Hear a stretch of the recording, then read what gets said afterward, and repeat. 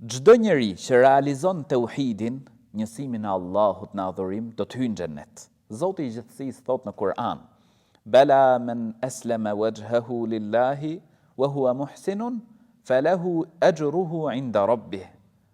Vërtet, ata që i përulen Allahut dhe bëjnë vepra të mira, do ta kenë shpërblimin te Zoti i tyre.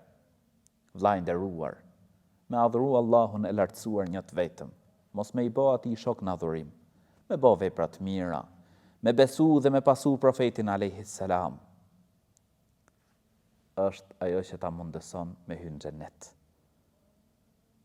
Bën vepra të mira në këtë dynja, me ndihmu njerëzit, nuk humbet asgjë, je i sigurt që e ke shpërblimin tek Zoti i gjithësisë. E çfarë është shpërblimi në botën tjetër? Xhennet, gjerësia e të cilit është sa gjerësia midis qiejve dhe tokës. Allahu na mundësoft.